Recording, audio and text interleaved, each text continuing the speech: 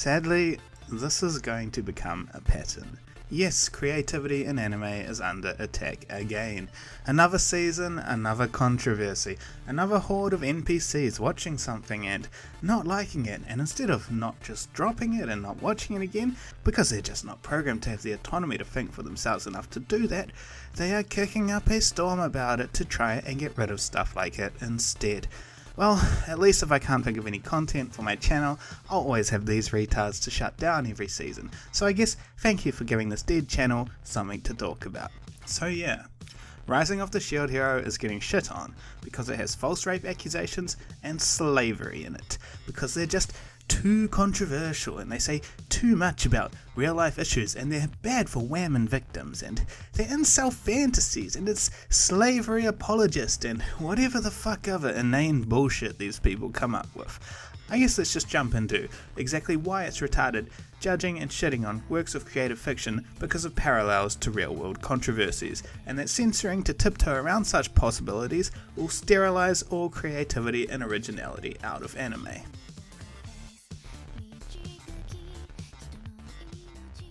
Let's preface this discussion by adding a few notes.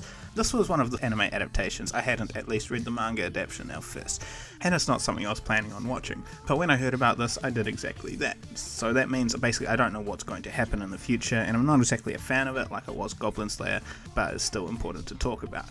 Another important thing to note, as it's pretty important to be aware of so that you know the context everything to come is set within, is that the author of the light novel, what both the manga and anime were adapted from originally, was a woman. Yeah, incel fantasy, right? And the last thing to note is this is not going to be about the quality of the writing of the show, the production, or the cliche or non-cliche setting, plot or characters. So if you're wondering where my opinion on those is, then this is the explanation for that. The point of contention here is the content, and so thus we will talk exclusively about the content. It doesn't matter if it's presented clumsily or masterfully, it is the content and ideas that matter, and I don't want to dilute the discussion by adding irrelevant aspects to it that just aren't necessary for the core arguments.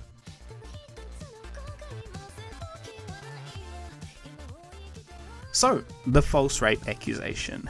Yeah, of course they're gonna hate this. I don't feel a single speck of surprise at this. Of course they're going to do everything in their power to shut this shit down, to poison that well and discredit it as much as possible before people have a chance to see it, because holy shit, it just completely exposes them. It shows exactly what is wrong in today's society with listen and believe culture, and quite frankly the terrifying power malicious women can have over men if they so want to harness it. That they can ruin a man's entire life with no repercussions for them by just one simple lie. It doesn't even need to be proven in court. A mere accusation is enough to ruin someone in the eyes of society, regardless of whether a court of law finds it to be true or not, because of listen and believe. But that's not what I want to get into here. I don't care what real world message may or not be getting conveyed by the accusation in Shield Hero. I don't care about the hypocrisy of some outlets saying, "Who knew these kind of false accusations don't really happen," after a year of Me Too and Kavanaugh so recently. What I care about is people saying that this is not okay because it paints accusers in a bad light, because this kind of thing will lead to the censoring of anime. They may not be outright saying ban this shit because they know they'll get so much blowback over that, but if it's not okay, and if painting accusers in a bad light isn't allowed, then that is the natural conclusion of those statements. Get rid of it, censor it, through societal or governmental power, erase it. No. No, God! This kind of thinking restricts creative freedoms, and in a medium that exemplifies the epitome of exactly that, this is intolerable. Remember, this is fiction, this is fantasy. You can think it is an incel fantasy, ignoring the irony that it was written by a woman. See, I told you that would be important to know. But it is still exactly that, fantasy. It is entertainment, it is a work of creative fiction. Just because some things in it may parallel real life situations, as is going to happen in all creative work ever, because reality is the foundation that any fiction is created from, creative freedoms should not be restricted because of this. It is debatable whether Shield Hero paints accusers in a bad light. It paints false accusers in a bad light, definitely, but that doesn't necessarily extrapolate to all accusers. But anyway, even if it objectively did, that is fine. It is allowed to. It is fiction, using this as a plot device to develop a narrative. It cannot be restricted just because this is a sensitive subject, or just because it may influence people's perspective on that subject, because that will never end. As soon as something is restricted for a concept as abstract and loosely defined as influencing a person's perspectives, it'll open the gateway for this to be done with everything, and that will just be a net that strangles the creativity out of everything. The moment that happens, it will put every creator in a box, and that box will grow smaller and smaller as more and more restrictions are fought up, resulting in nothing but sterilized, approved media being created, without any ingenuity or true creativity, because only that which fits within the box is allowed. Creators would literally no longer be allowed to think outside the box. This is all because there is no objective metric to contain this kind of regulation. It is inherently subjective. One party thinks painting false rape accusations in a bad light is a bad thing to do because it may negatively influence perspective on accusers in general, and thus should not exist because that is bad. This is a subjective opinion. Not everyone thinks that way. I certainly do not. It is not defined by anything other than this group thinks this, thus this shouldn't exist. If that line of logic is given any validity, then any group can use it to censor anything, because it is subjective, because there are no parameters containing it, and because it sets the precedent that the subjective opinion of one group is all that is needed. If it worked for one group, why wouldn't it work for another? It just opens the floodgate for anything and everything to get censored. What is and isn't allowed? No one knows until a group comes forward and says so. Who decides it?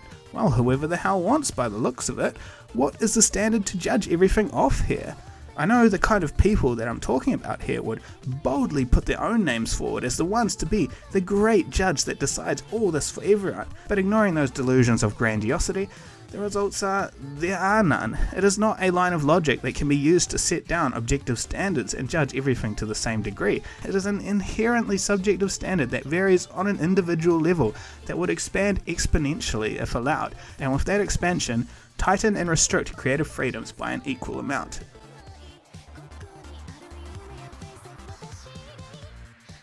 Okay, let's move on to slavery. There doesn't seem to be as much of a shitstorm around this, but to me, even if it's to a lesser degree, the fact that it's about the theme of slavery being a thing is even more concerning than everything I talked about in the previous section. People are saying that having slavery is slavery apologist, and thus it can be assumed they think it shouldn't be there. Slavery apologist.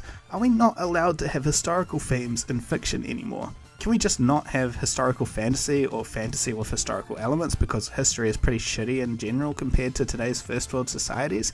Is that just not allowed now? Because that's the message I'm getting here. Shit things happened in history that are recognised objectively as shit things from the perspective of today's society.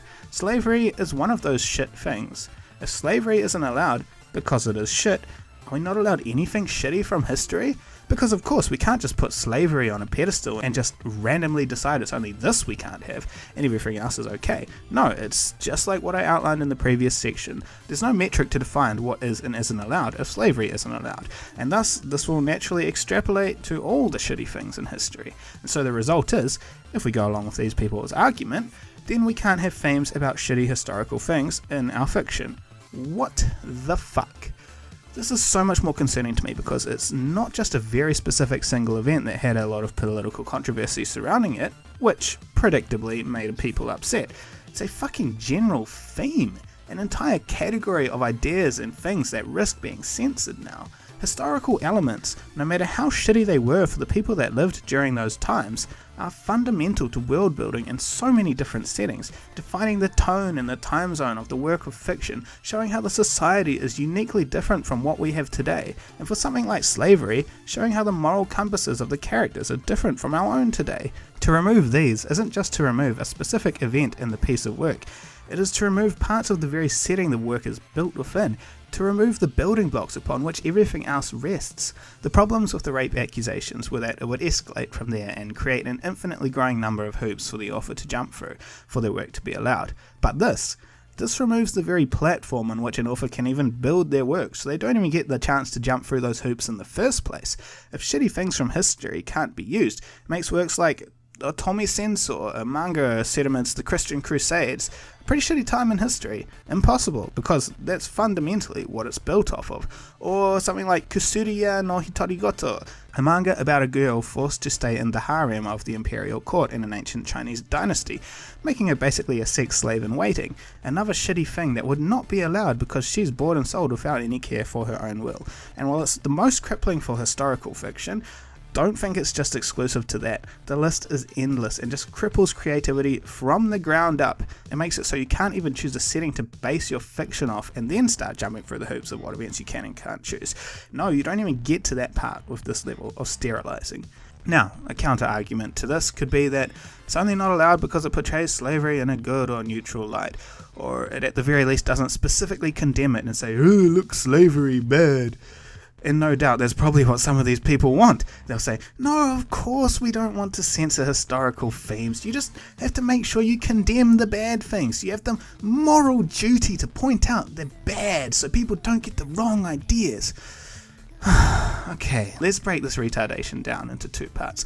The first being it portrays slavery in a positive or neutral light. Firstly, it's not in a positive light, okay?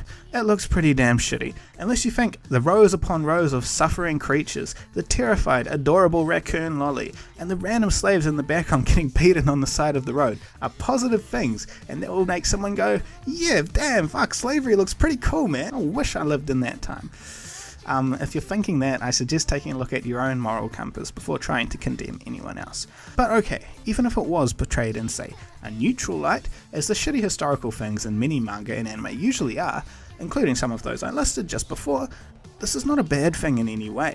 When it is used for the setting, you want to keep it neutral, so that the characters themselves can have their own unique perspectives on it. It makes for characters and a setting with shades of grey, instead of pointing to something and going, oh dude, look, slavery, bad. You have it exist, and then the characters interact with it in different ways, so that they become their own independent, autonomous actors in the story, and most importantly, be actual interesting and products of their own society rather than just moral reflections of our society. They become actors interacting with the setting rather than the setting dictating who the actors are. It is the difference between one-dimensional characters you generally see in typical good versus evil storylines and actual nuanced characters you see in stuff that goes beyond those basics. For example, let's go back to Kusuriya no Hitorigoto. The main character in this, Mao Mao, does not share the perspectives we would have towards her situation, that being one of a sex slave.